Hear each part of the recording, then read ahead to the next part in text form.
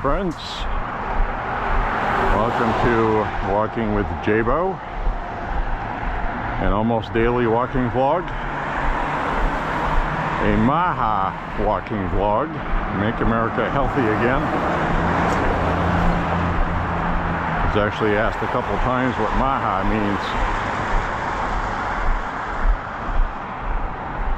means. Make America Healthy Again. Specifically, it's a walking vlog that has to do with getting healthy, staying healthy, things involved in being healthy, and is geared mostly for people over 50. People who aren't going to go on 25-mile hikes in the woods up a mountain, like some other videos on YouTube.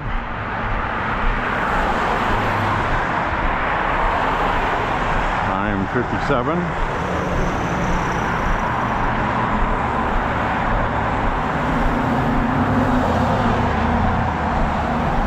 Lost 40 to 45 pounds a few years ago, simply by changing my diet and throwing in some exercise. It has been very effective. I don't starve myself. Starvation diets never work, mostly psychologically. It's not practical. People like to enjoy life. They like to eat.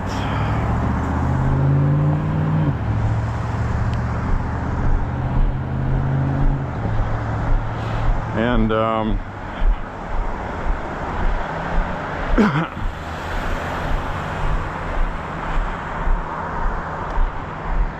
that's never any fun. It never works. So if you change your diet, the weight will come off. It's not immediate or dramatic, but it takes a while to gain weight, and it takes a while to lose it if you do it properly. But the important thing is to get exercise. Now, I see a lot of people that want to get exercise. They think weightlifting is exercise. Well, you're exercising your muscles, which will make you stronger and will actually cause you to gain more weight, because muscle weighs more than fat does, from what I hear. Body fat, that is. So probably what you want to do is cardio. Riding a bicycle, walking, running, or jogging, as you may call it.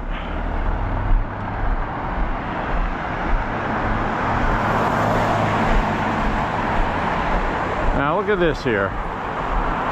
$3.12 for gasoline. It's $3.02 with Smart Pay. $3.12 and 9/10 non-member. That's a business on a local drag where it's a convenience, so the prices are higher. Walmart, about 3.5 miles across the river, it's $2.76, actually $2.69. Most prices around, when you leave the in-town areas like this, most prices are about $2.76, $2.79 in Maine. A lot of these places are price gouging right now. But when Biden was in office, prices went up to about $4. Then they came down to about $3.15, $3.20. So the national average price right now is about $3.05 to $3.09. And that's about the same as it was a year ago when Biden was president. So I think there's price gouging going on because it's been reported that the United States has produced more oil than we ever have in our history. Right now, we're producing more oil, and the prices are not coinciding with that. So you'd have to think, you know, what's causing that? Is it price gouging? Is it not enough refineries? Probably not enough refineries. We've also had the issue of California making it so difficult for oil production and refineries that they've actually announced that they're closing and moving to another state. So, you know, Gavin Newsom doing more damage. Now this supermarket here, I gotta hit this supermarket on the way back. I gotta get some milk.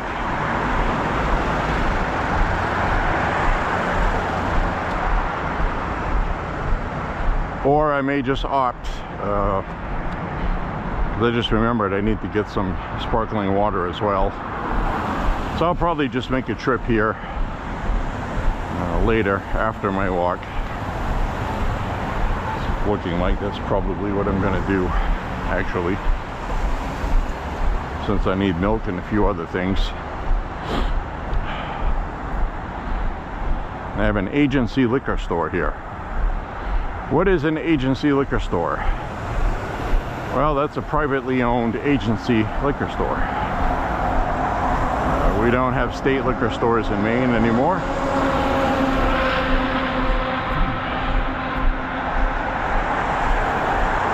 There's a dead raccoon still here.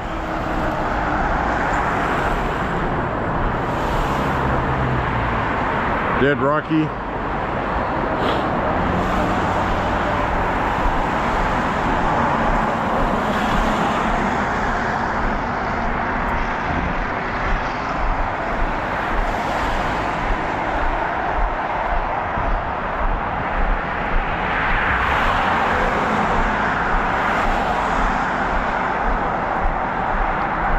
Rocky Raccoon didn't make it. Sorry to say.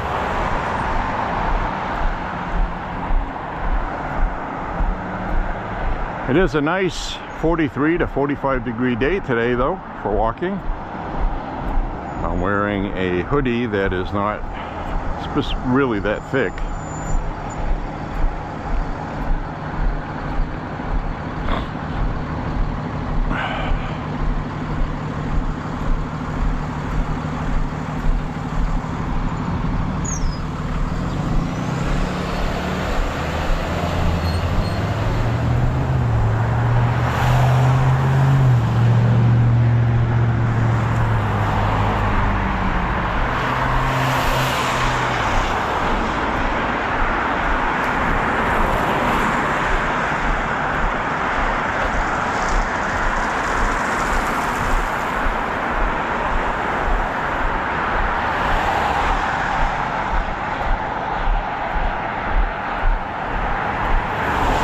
So basically these walks are for exercise. I'm not really on here to entertain people. I just like to talk while I'm walking. It helps pass the time. And a lot of these routes are, for all intent and purposes, the same routes. I've got about 6 or 8 different routes, depending on what I want to walk that day.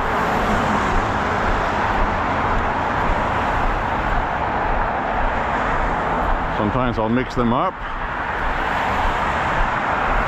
splice them into different routes.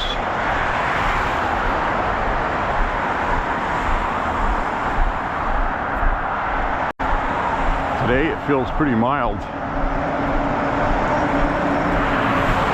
And if you do a lot of walking, you'll figure out that A 45-degree mild day is different than a 45-degree Canadian air day. One feels warmer than the other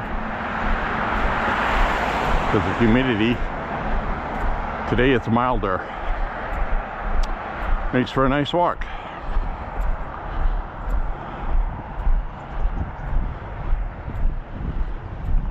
We are in Lewiston, Maine. Nothing to dance or do a big cartwheel about.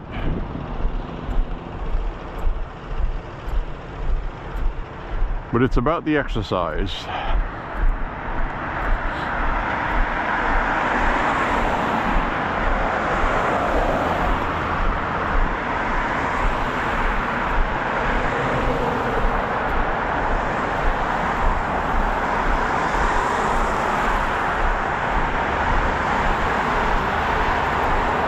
Now, Scott Bessant,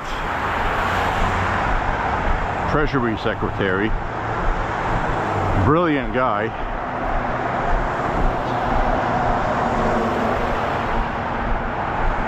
is urging the Republicans to get rid of the Senate filibuster. And my whole life I've always been against that. But in my whole life, I have never seen an obstructionist Democrat Senate like we have now, who are never going to vote or give Trump anything. Not a damn thing. They are going to block and obstruct everything. Any legislation that gets passed in the House, if it's not in a budgetary process, is not going to get passed in the Senate, where you need 60 votes. That in itself, well, I would say, okay, that's just the process we have. We'll have to deal with it, find ways to circumvent. But unfortunately, the Democrats now have a new tool to use.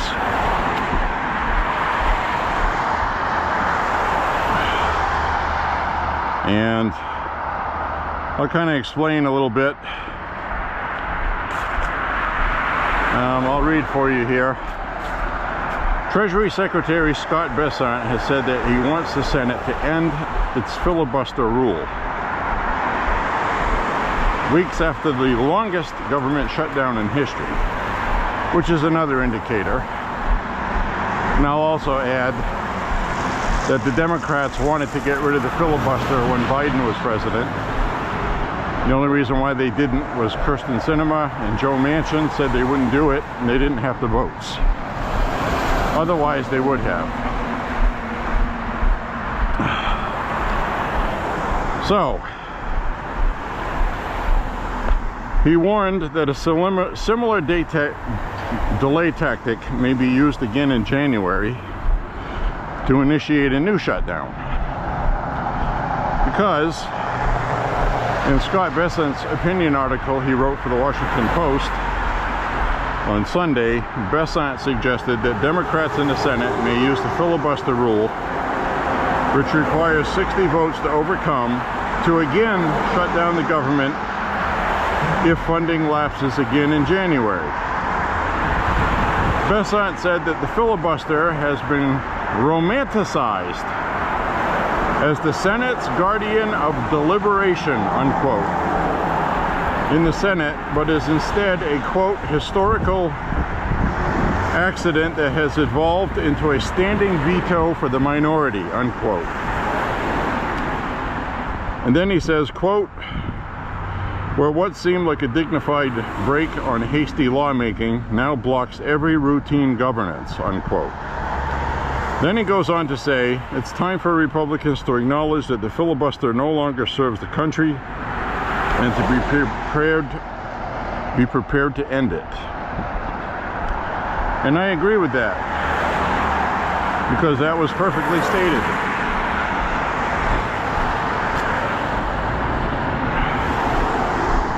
While at one time that was used as a break to stop hasty legislation, Now it is being used as a weapon against Donald Trump, completely halting everything, unless it is budgetary, which you can do with a budget reconciliation, which is how they passed the One Big Beautiful Bill.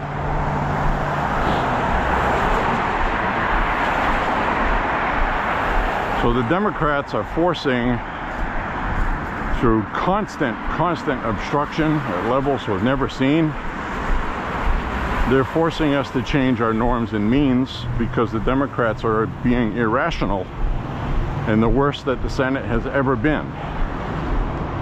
And I agree with that.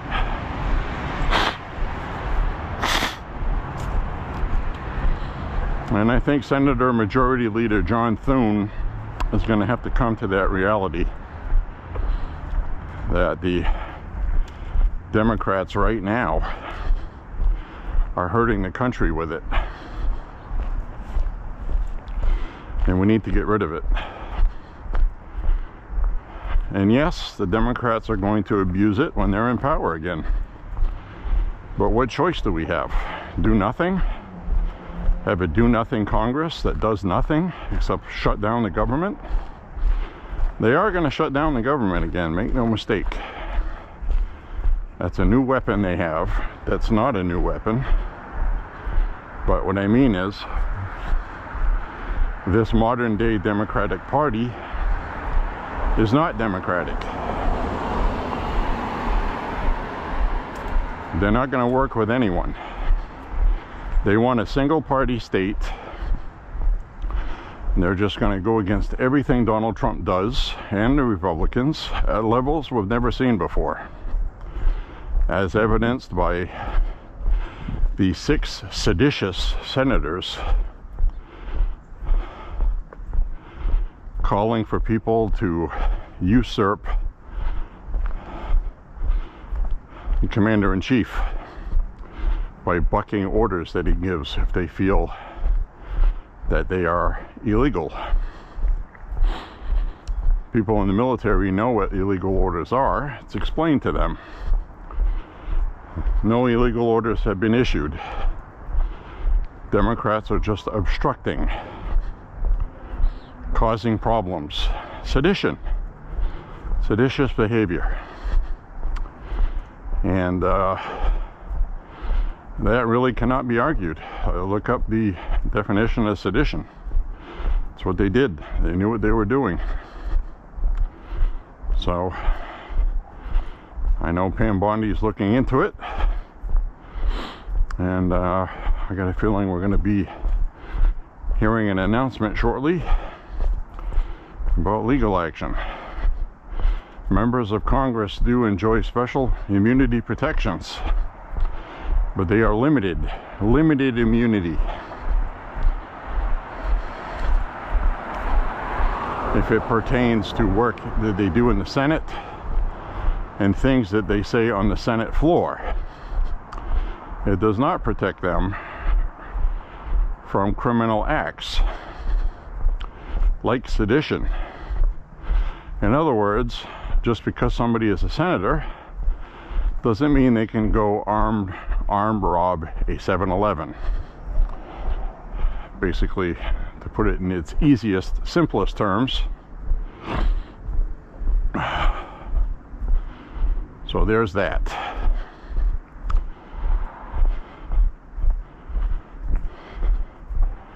Simply put, no one is above the law.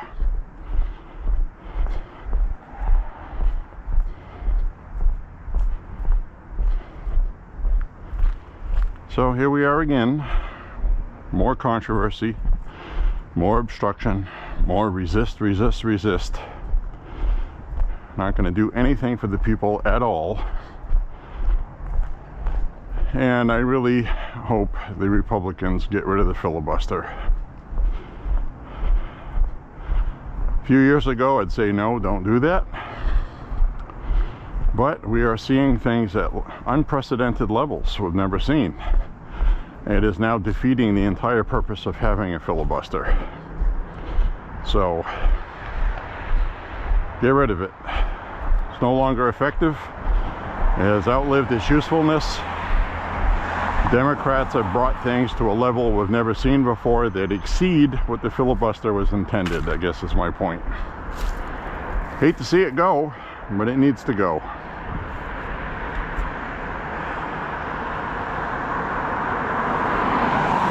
That's not an easy, quick decision by me just because President Trump wants it.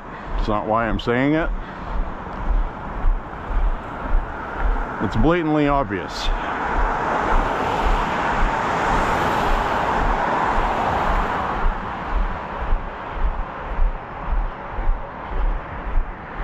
We have to get legislation passed. The American public has to be done for, meaning we have to do what people voted for. Right now, the Democrats are going to obstruct everything. Then they're going to claim that the Republicans don't get anything done. Vote for Democrats next year. Win back the House, maybe the Senate, and finish destroying the country, because they're not going to do anything to help the country. They'll promise it, they're not going to do it. They're going to impeach Donald Trump. So, further chaos. Sabotage our republic further. And Republicans need to get stuff passed pronto. They need to get the Democrats on the wrong side of it, instead of allowing all the propaganda to fester into current polling that has Trump underwater with independents,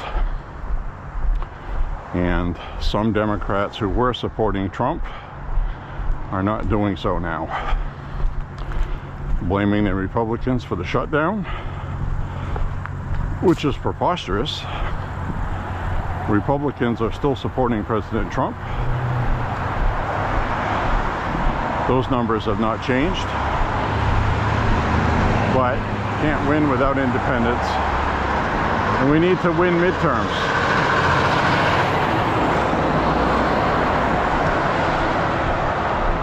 We have to. It needs to be treated like a national election. Republicans need to focus on that. And they need to pass legislation to do that. Plain and simple, as Chuck Schumer always says. Constipated Chuck. Obstructionist Chuck. We are going to have another shutdown in January. How do we know this? Because Chuck voted to keep the government open earlier in 2025. Paid the political price. Then they tried it again just recently, and according to their rabid 20 to 25% socialist base, he folded like a cheap umbrella, and they're not happy with him for that. Regardless, Chucky's going to get primaried next year to take that to the bank, and it didn't matter if the government shut down or was still shut down.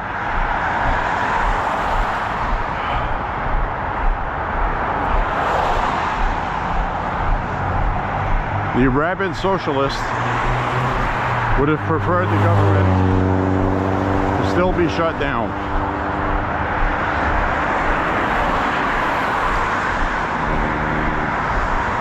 So we look at it with common sense, saying, geez, I'm glad that's over with. We shouldn't have done that to begin with, which you're right. But the Democrats are paying a political price for that from the rabid socialist base. So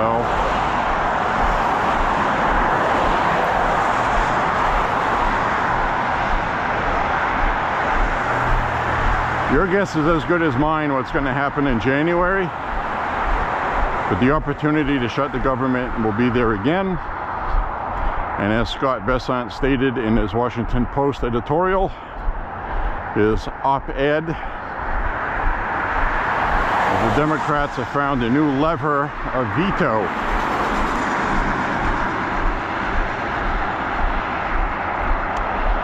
And they'll do it again. So I think John Thune should tuck that in his pocket. And if the Democrats have another shutdown, just go ahead and get rid of the filibuster permanently, because it's no longer effective for its intended purpose. Its intended purpose was to ensure democracy and bipartisanship in the Senate. That was its intended purpose. It no longer serves that purpose, does it? If the Democrats do another shutdown, just kill it. Kill the filibuster. Just do it. Be done with it. Let the chips fall where they may. Pass whatever we can. Let the Democrats reverse what was done. Let the public decide on what was best or not.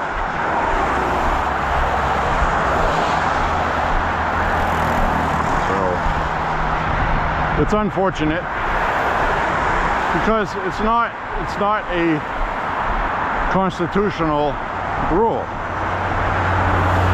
It's a Senate rule imposed a long time ago after a civil war to ensure that people would talk and democracy would flow and it would prevent hasty legislation. But it quite obviously is no longer working and doing its intended purpose. And that's because of the Democrats, who have absolutely no morals, no scruples. They want fucking power. They're going to do what they need to get fucking power. And if they ever get the Senate again, which they will, historically that will happen, they will get rid of the filibuster.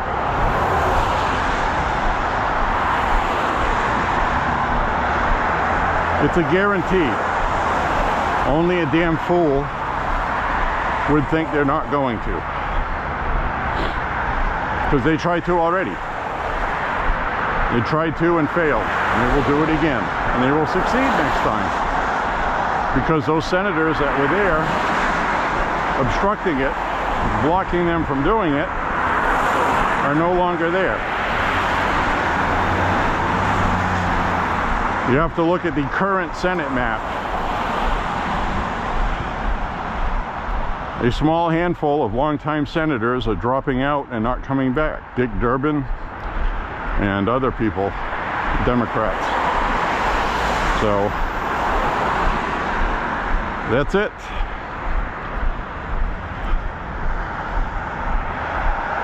In other words, it's not our fault, but it is what it is.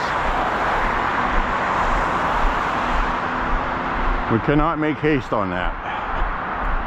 We've got a short window till the election next year. A short legislative window, I should add.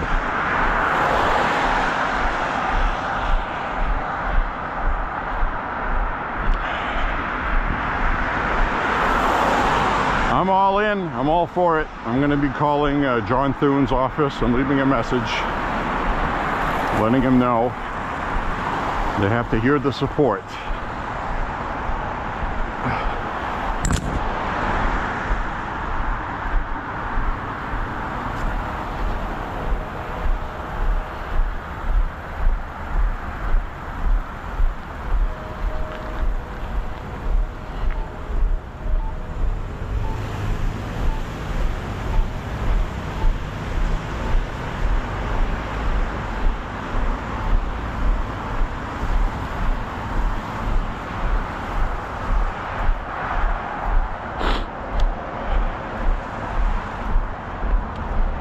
So in other news, I had a good laugh today.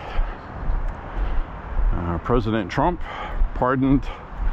First they sent out a text asking people, which turkey do you want to save and which one do you want to kill? Do you want to save Gobble or do you want to save Waddle? We had Gobble and Waddle. Last year we had Peach and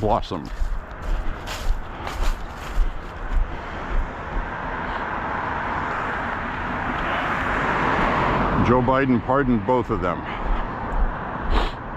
So that was the joke today with President Trump. He said because Joe Biden used an auto pen, Joe Biden used the auto pen,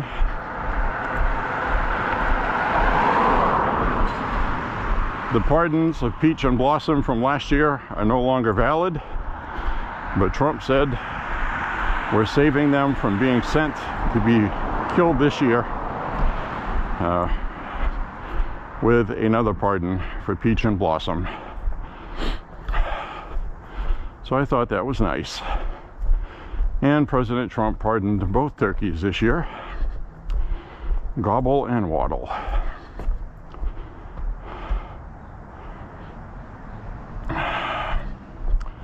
So I thought that was very lovely.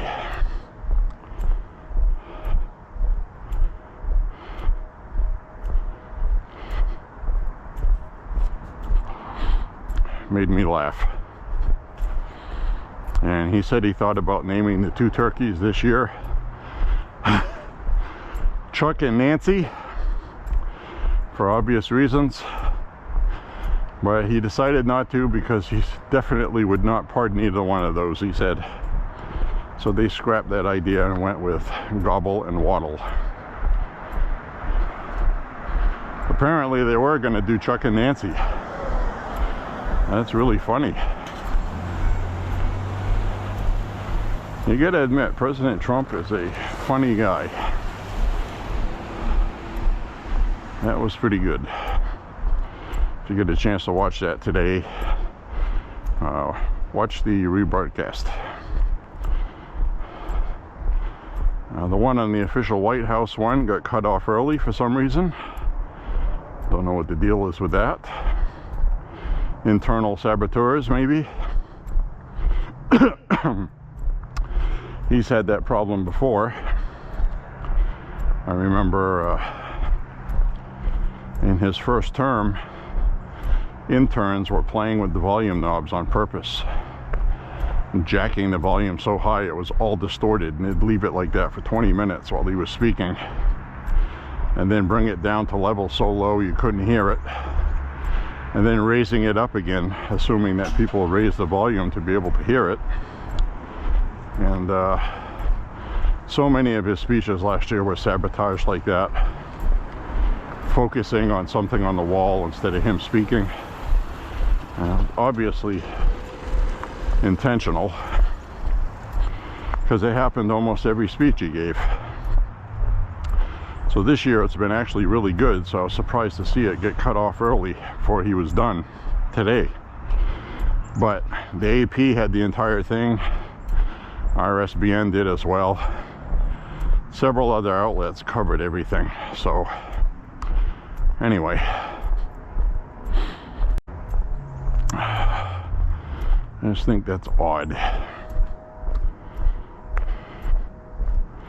So regardless, the turkeys were pardoned, and Trump wanted the biggest, best turkeys we've ever had, and both of those turkeys today were about 50 pounds, if you can imagine that. They were huge.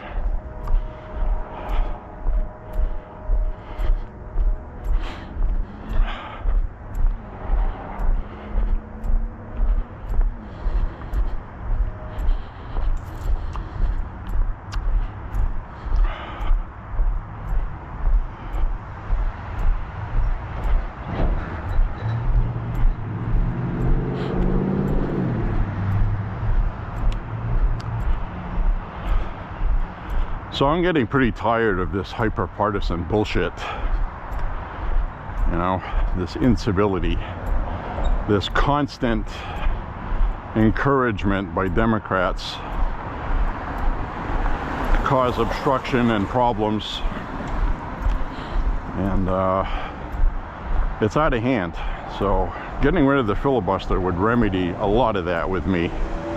And I understand it would be temporary. Democrats will have the Senate again. The public may turn.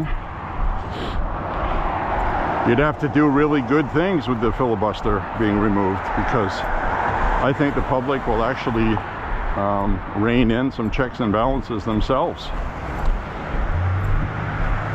If you go too overboard as Republicans, too radical I should say, like all of a sudden introducing a whole bunch of legislation that really doesn't have anything to do with affordability or cost of health insurance, and you just want to make points with the right, you know, like forcing the 10 Commandments to be displayed at every single government building. You know, if they waste time with legislation like that, that's not going to be good. You gotta do meat and potatoes, do for the people. That has to be the priority. And that's the reason why the filibuster is there, to ensure that things like that don't happen.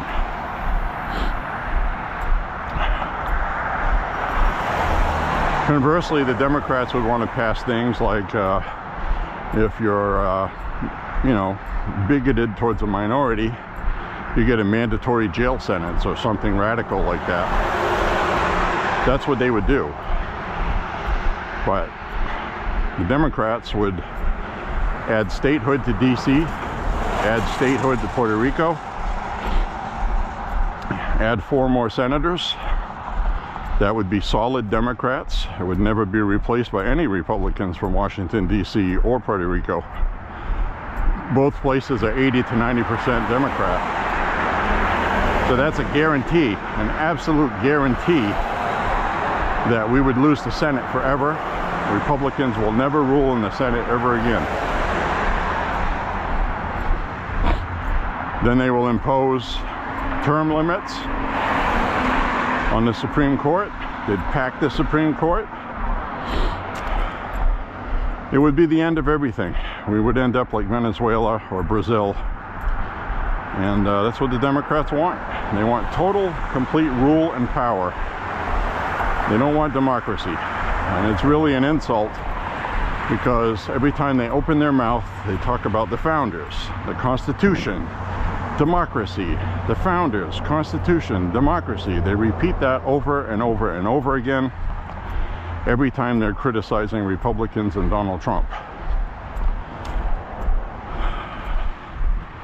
It's a tactic they use, and people fall for it. They just don't see the same things we see, and it's unfortunate. So I say just get rid of the filibuster. Democrats are going to do it anyway, and they're going to do everything I just talked about. So do I have a crystal ball? No, but they've tried to do it already. They've already done it. They just couldn't get it passed. They couldn't get the 2 votes they needed, because they only had a 1-vote majority. So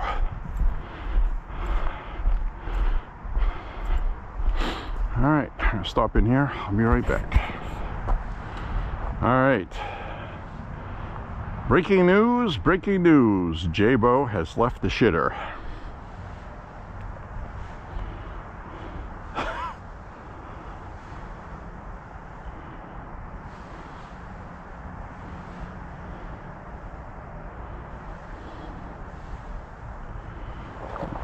I gotta check my apps and make sure everything's still working. Come on, cooperate with me. Thank you.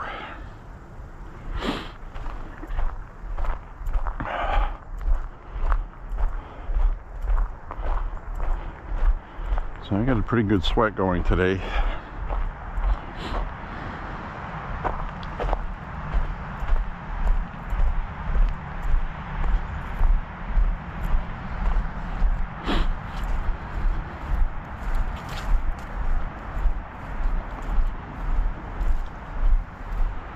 This little gazebo thing here. They've had a couple of live bands playing here on this. The J.Beau Pergola. J.Beau is a really great local musician, and Lenny and Denny Bro. World famous musicians, I should add.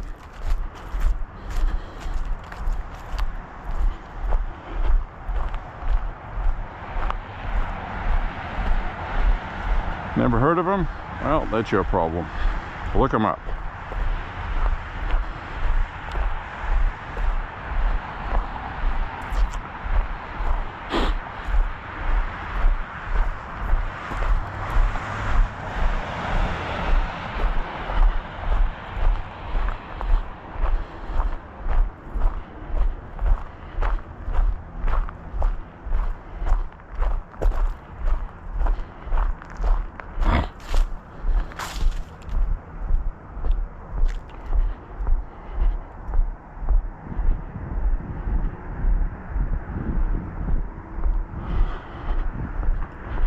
So absolutely nothing special today with this walk.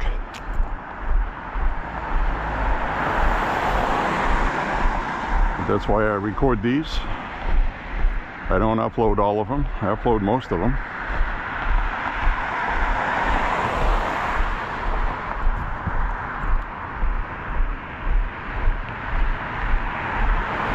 All right, 2.5 miles.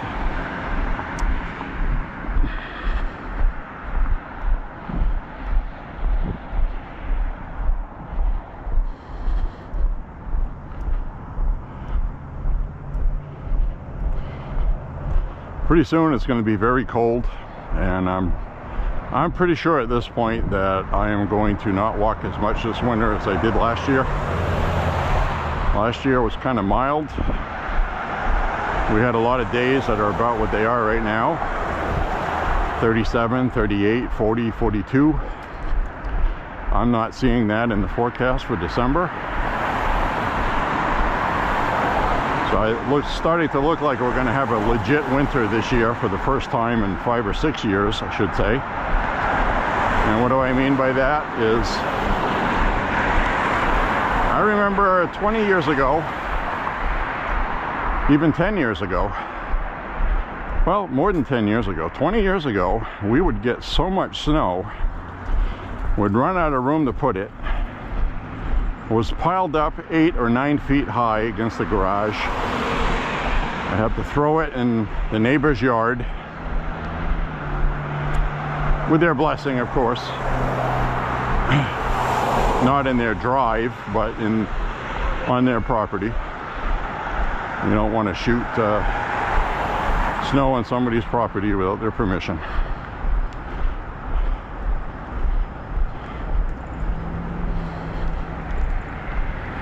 Thanks. Don't run me over, dude.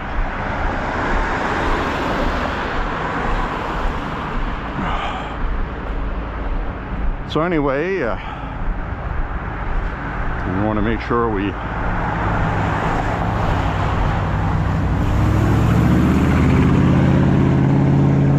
that.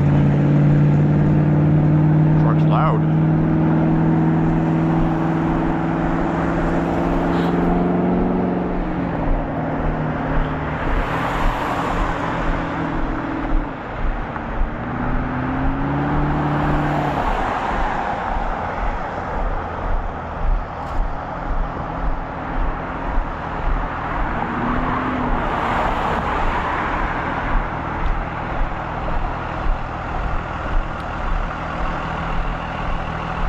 FedEx. I was having a conversation with somebody recently about the future. People like Elon Musk. So I was watching a movie that really was not very good, but the story was good. The movie just really wasn't very good. It was too long. They filled it with way too much CGI from 2013, and it wasn't high budget CGI. So a couple of scenes were almost comical. But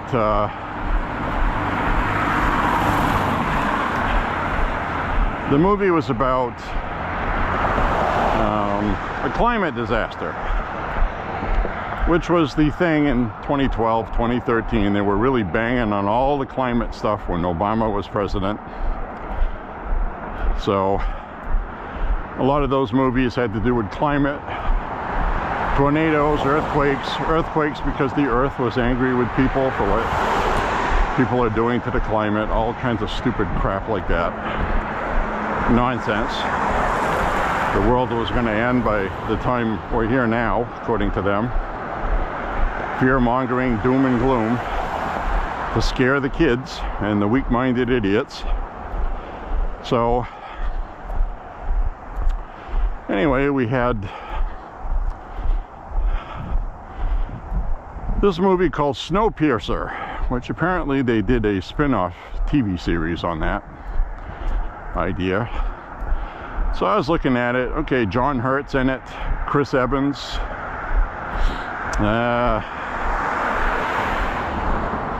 Ed Harris. All right. So basically what happened is some rich multi-billionaire megalomaniac came up with some kind of way to prevent climate change by blotting out the sun or something like that, and something went wrong with it, and they ended up having global freezing, so cold that if you just stepped outside you would freeze to death, like almost instantly. Absolutely insane cold temperatures. And well, look at this, street hockey. Now we're talking. Look at that. That cage is all dented up from pucks, so that's been used on the ice rink too, on the lake. Very nice. So anyway, they were all relegated to live on a train. It was a train that had an engine that was designed, it was called a forever engine. It would always run.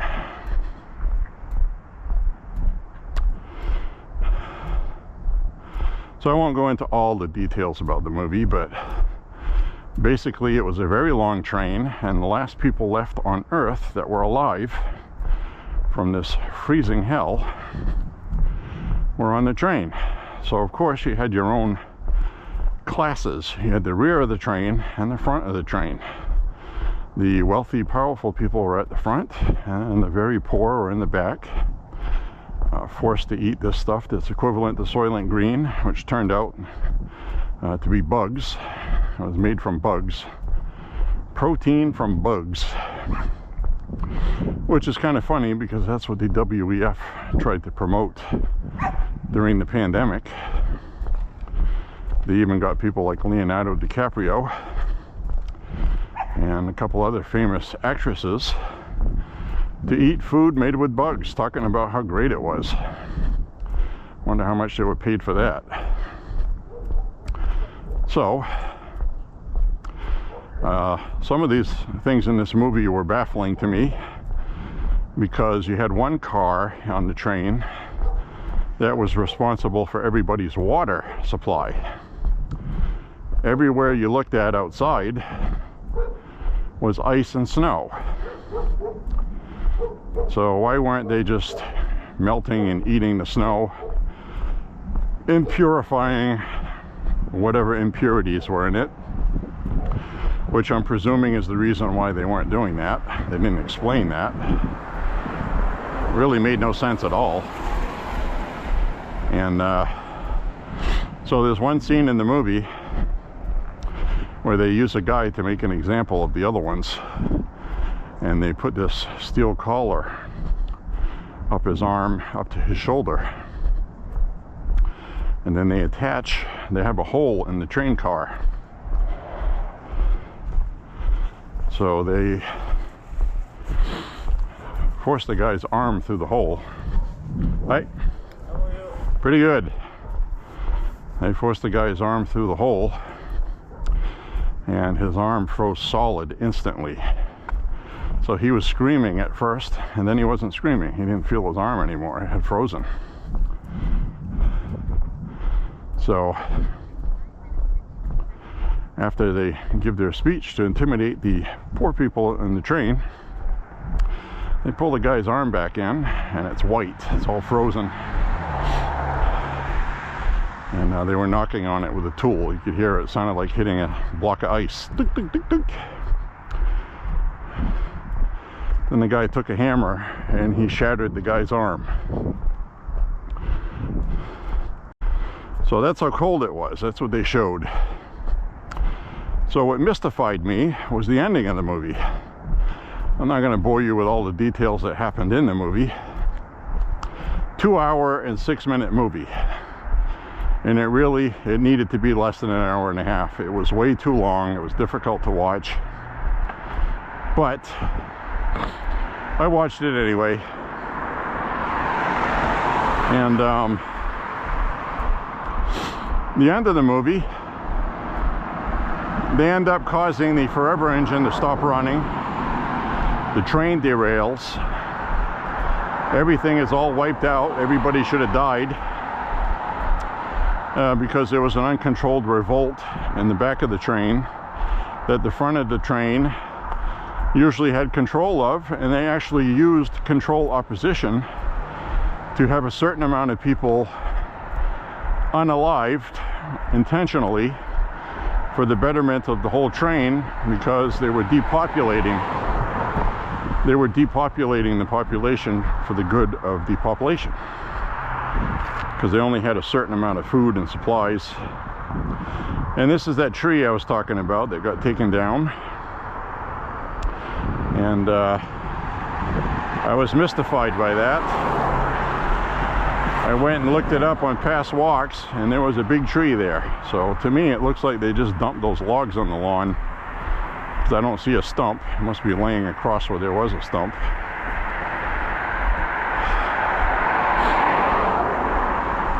So anyway, they derailed the train, and everything all came apart and unglued all at the same time.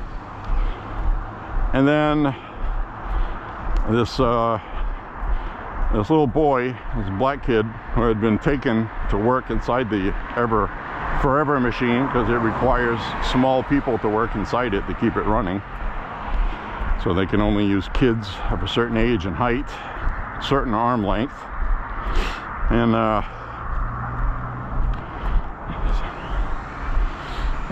this Asian girl. So the Asian girl lives, the black boy lives, and they're left alone. And she just miraculously walks out of the car into the snow, and nobody's freezing to death. Nobody's freezing. It's like there's some spot on the planet that all miraculously is not as cold as what I just described with the other stuff, which makes absolutely no sense, because the governments of the world would have known about that, would have planned something, would have done something, and there would be survivors. So all they show at the end of the movie is a polar bear, because they had presumed that all life on the planet had been killed because of the cold, even polar bears and things like that, because we're talking, you know, a couple hundred degrees below zero. They never say how cold it is, but if you just stick an arm outside and it freezes instantly, that is liquid nitrogen cold, dry ice cold. So the movie basically ended up being pretty stupid. Nothing was realistic in it. It was kind of ridiculous, actually. One car was an aquarium with fish and stingrays in it and things like that. It's all CGI, not very good CGI. And so I was really surprised to see A-list actors like John Hurt and Ed Harris starring in it. They must have been paid pretty well, and I bet you when the movie was done, they were like, oh my God, this is awful. Please don't ever associate my name with this movie. Thanks for the money, but thanks but no thanks.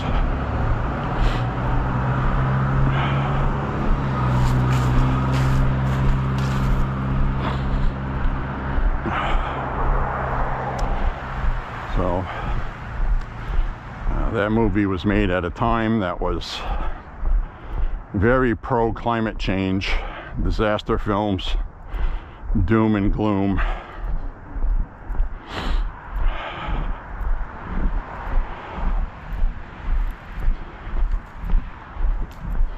Movie was called Snowpiercer. Not two words like it should be, Snowpiercer, but Snowpiercer, one word, Snowpiercer.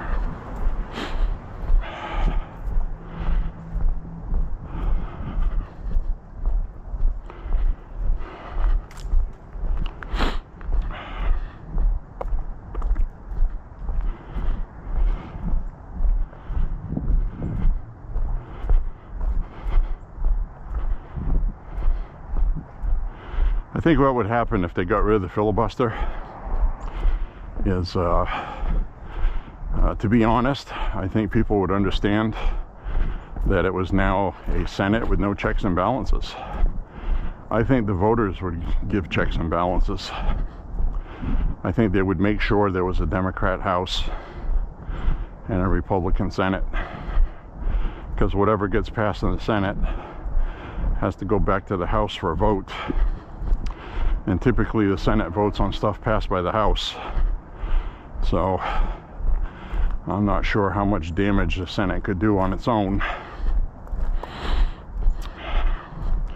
So I think the public would remedy that by taking away one or the other from Republicans. And that's the risk of that. But I'm telling you, the Democrats are going to get rid of the filibuster. And they'll get the same treatment from the public. But the problem is, you always have that first election, and people won't figure it out until a couple elections later. And the Senate election is every 6 years, so that's really the danger. So let's say, for example, Republicans get rid of the filibuster, and the public says, oh yeah, well, we're going to give the Senate to the Democrats. And then the Democrats win the House too. Then they can pass whatever they want. They're going to add 2 states. They'll give DC statehood, and they will give Puerto Rico statehood, and start taking steps to pack the Supreme Court. They'll try to intimidate the court to start ruling in their favor, or else. Like Chuck Schumer has done that more than once. We've heard him do it. So it's not like they're not going to do it. If they say they're going to do stuff like that, they'll do it. It's freaking obvious. You shouldn't say stuff like that if you're not going to do it. So they always tell you what they're going to do. Republicans need to be smart. They need to listen.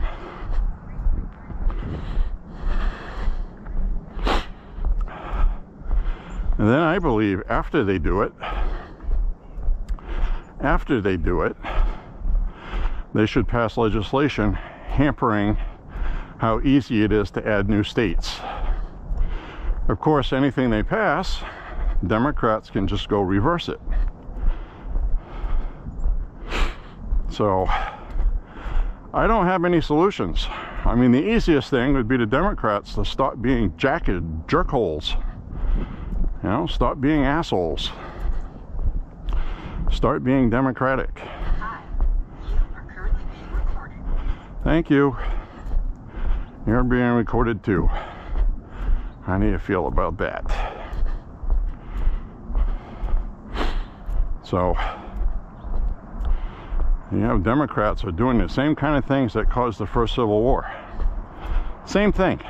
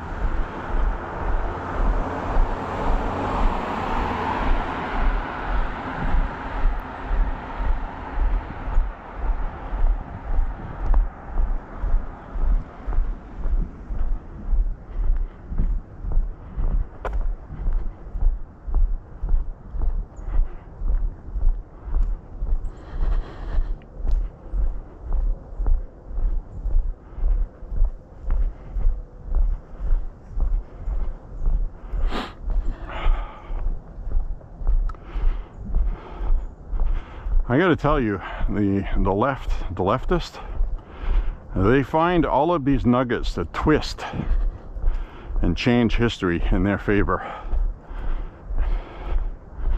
I posted a quote this week online by Abraham Lincoln, talking about Abraham Lincoln blaming elected politicians for treason and sedition. And he was saying, who do I blame when a soldier deserts his post and doesn't fight? Do I blame the soldier, or do I blame the politician that encouraged him to do so? And Abraham Lincoln was implying we should be blaming the politicians for treason and sedition, and they should be held accountable, which back then was death by hanging. So that was the President of the United States, well-revered Abraham Lincoln. So I made that post online. I posted his direct quote. I didn't add any commentary to it. I just posted his quote. And some of the replies from the leftists were all the same reply. So this is a common talking point to excuse Democrats. I didn't mention Democrat or Republican in the post. I just mentioned Abraham Lincoln and what he said. So the replies were, the Southern Democrats morphed into the modern Republican Party. So there's propaganda out there that the slave-owning Democrats down south are today's modern Republican Party. And it's like, I don't even know where the fuck they came up with that bullshit. But that's the propaganda that's being shared, because almost a dozen people in that same thread said the same exact thing. Almost word for word verbatim. So Trump has this issue with sedition, and people start talking about past issues of sedition, and then the leftists go into overdrive to come up with propaganda to counter it. So enough people keep repeating it, it becomes true.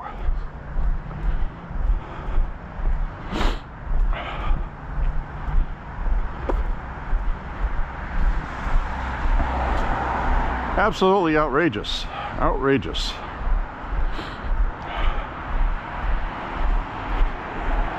They said it was the white supremacist evangelicals down south, because the evangelicals support Donald Trump.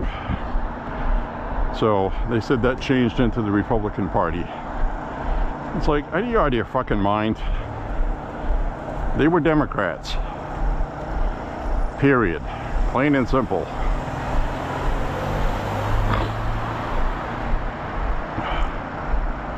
These are the same people that try to say, you know, black people that were forced to work down south. No, they were slaves. They were sold into slavery. They didn't come here voluntarily. And, you know, they're trying to equate everything in modern terminology, and it just doesn't make sense. Most of these slaves were actually acquired by black people in Africa, sold by black people in Africa. I'll go across here.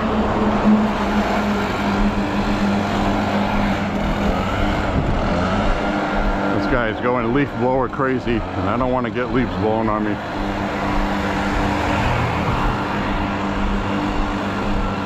So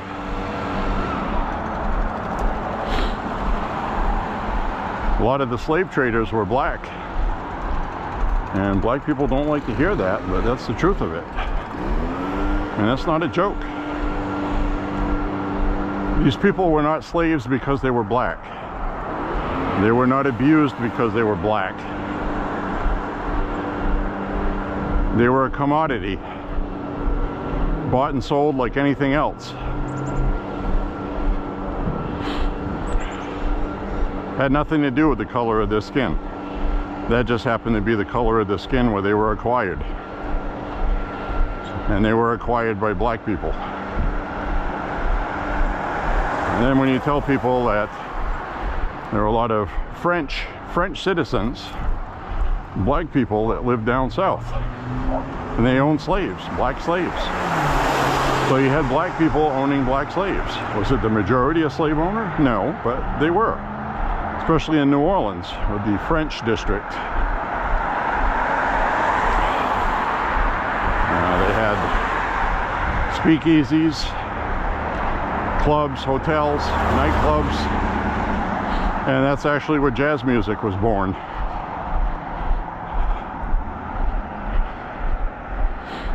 Black plantation slaves playing the slave music that they came up with, traditional from their country or whatever, and they had to come up with a style of music that appealed to the club's patronage. So it was like this happy kind of bouncy music, New Orleans jazz.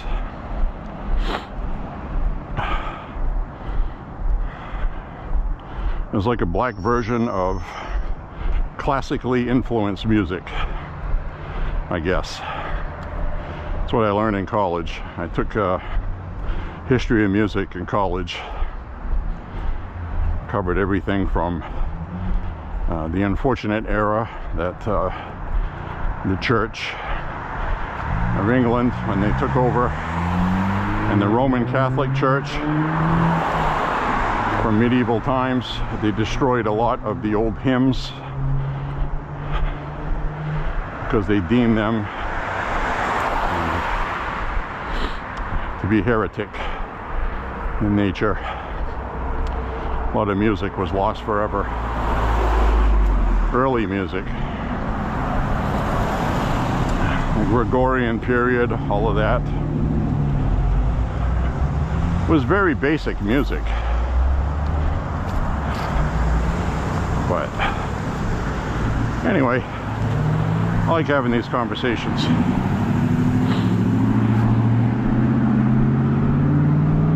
So where would the Democratic Party be without victimhood, I guess, is the long route to what I'm talking about. They're still using it today,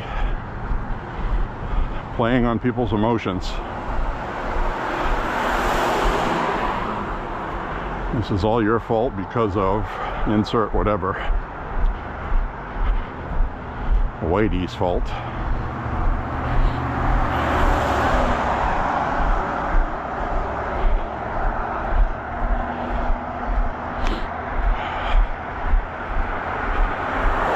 It's Whitey's fault.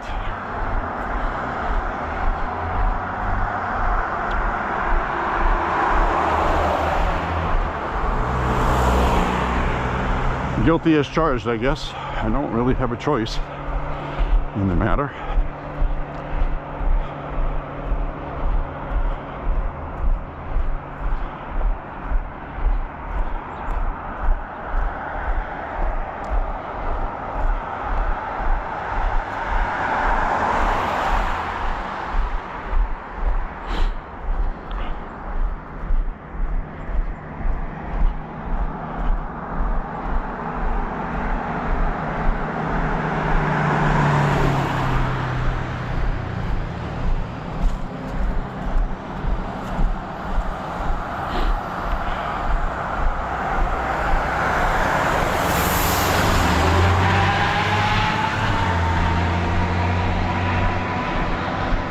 UPS truck. Oopus.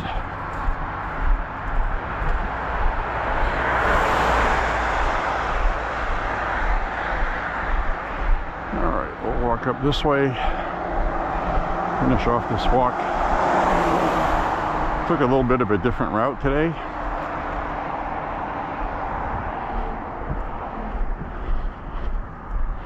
A little bit, not by much.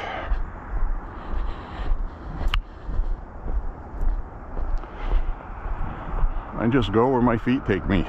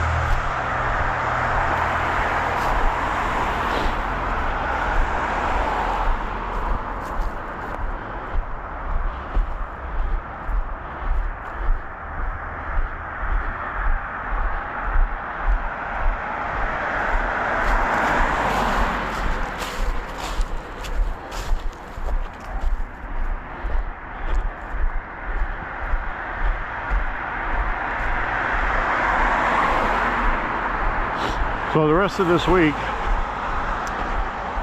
supposedly we're gonna have a couple of days where it's gonna warm up and we're gonna have some rain. Thanksgiving, looks like, which is better than snow. It'll be 48 degrees Thursday on Turkey Day.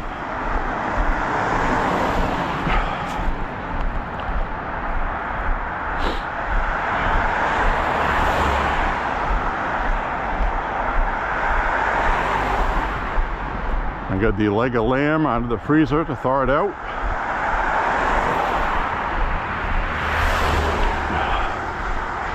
I got the chickens out there. Chicken coop.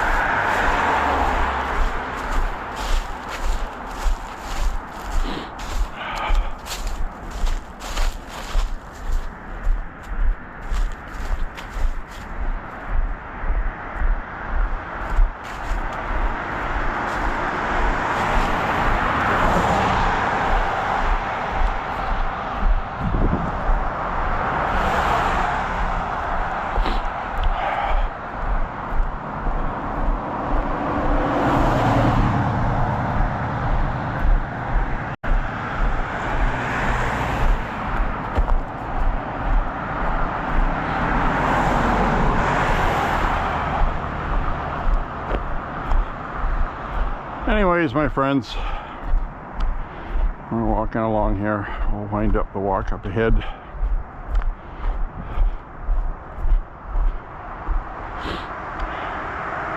That's the bird sanctuary. We walked in Sunday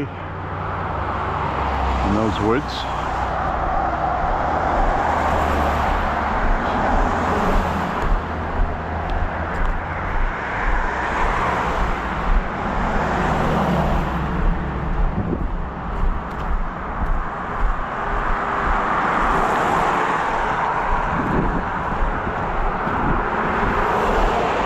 Comes the short bus.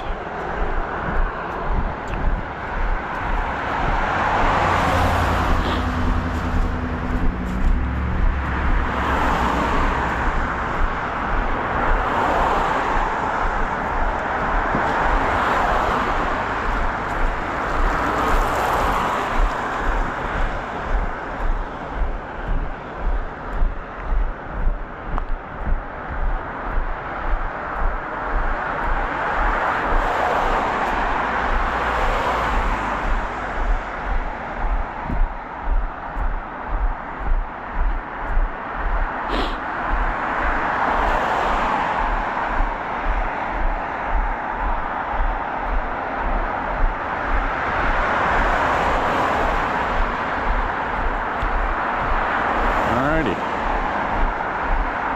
4.5 miles.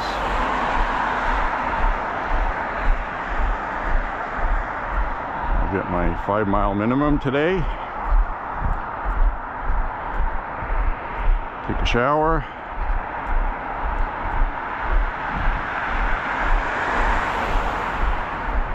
Go get some stuff at the store. I gotta go to the store. Get some stuff. That's what they have at the store. Some stuff. It's a stuff store. It's a store stuffed with stuff.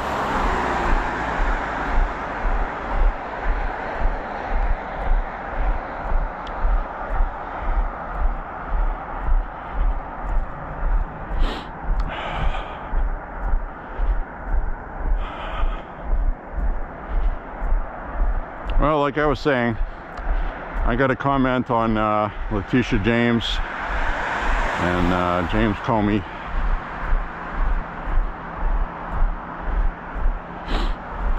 Their indictments got tossed because of procedural errors. Hey, nothing to do with the merit of the case. So it's one of those things. They'll be retried. New indictments.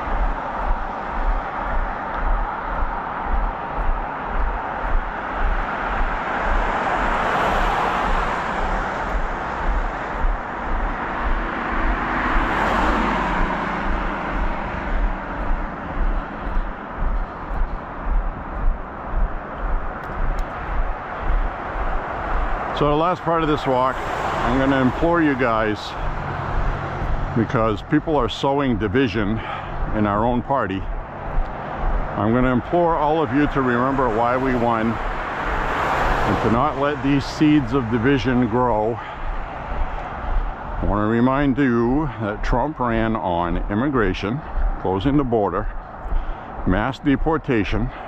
He was very clear about that. He's actually not deporting people fast enough that he wants it. And I agree with that. We need to uptick that. Also, he said at campaign rallies that Iran won't have nuclear weapons, and he won't say what he'll do to make sure that doesn't happen, but I'm sure everybody implied it would be a military strike. Because as I've stated before, offering a warm box of muffins with a note asking them nicely to stop isn't going to work with Iran. He also said he wanted to use the military on cartels, stop the flow of fentanyl. He was going to impose serious tariffs on China having to do with fentanyl, which he did. He said he was going to use tariffs across the board to make America great again, to bring manufacturers back to the United States. And now people are upset that he's coddling billionaires that build those factories and own the ones that are overseas. So some people are just unhappy that he's doing everything he said he was going to do. I don't know what version of that people had in their heads.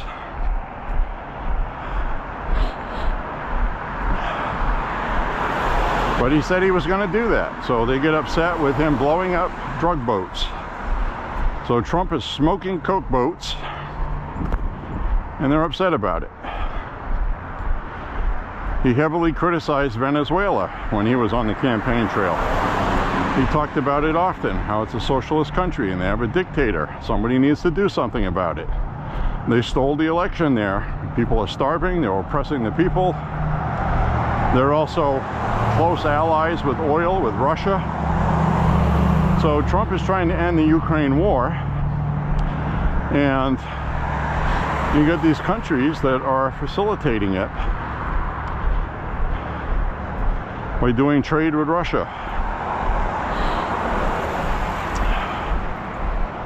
So just let the guy be the freaking president and do what he said he was going to, and stop trying to hamper everything. I mean, it's almost like the Republican Party, the worst thing that could happen is to actually win everything and then sabotage ourselves like Republicans always have. I'm going to criticize every little thing Trump does and say, he lied to us, that's not what he said. Well, what's going on right now that Trump didn't campaign on, that he's doing now? He said he was going to have peace in the Middle East, whatever it took. That's what he's doing. So I don't understand all this angst with President Trump, other than now that we won everything, people just want to be unhappy about something. Affordability is a legitimate concern, but realistically, we're still on the Biden era Inflation Reduction Act.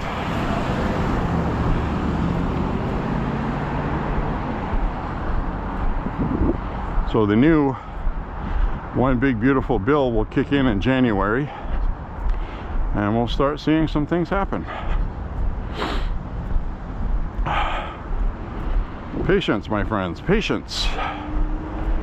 Patience.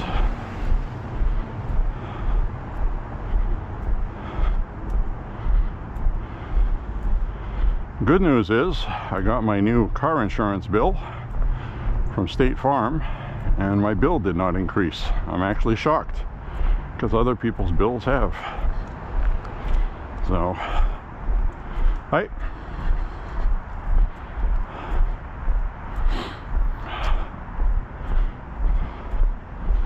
So I got the same rate I had. I used to have Geico, and Geico a couple of years ago raised my rate, and it was up higher than what I'm paying now. So shop around. That varies state to state, but Geico is, you know, I really liked being with them, but they're hiking prices. State Farm, I heard, well, if you get in an accident, they'll find any technicality they can to not pay. And I'm sure Geico does the same thing to some extent. I think all insurance companies do. So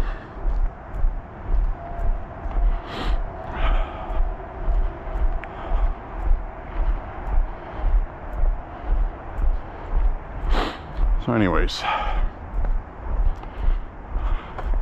looks like they've installed snowplow sticks. That's what I call those. Sticks with fluorescent colors on them, so the person plowing snow can see where the edge of the road is and they don't damage property.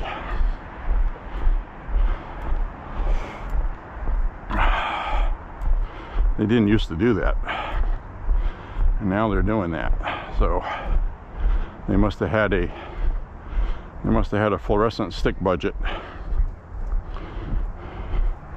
They had a fluorescent stick budget this year. Stakes and a can of spray paint. Apparently the vampire threat has been abated. Now if we get invaded by vampires, we get plenty of weapons lying around, lining the streets. So it's win-win, man, win-win. Alright, at the end of the walk, and I'm going to sign off with you. Say thank you very much for walking with me today. Click like and subscribe, share the content, say a prayer for Trump and the country, and thank you for walking with J.Beau today. And remember to make America healthy again. MAHA! Get out there and start some walking, folks. See you on the next walk. Bye-bye. See ya!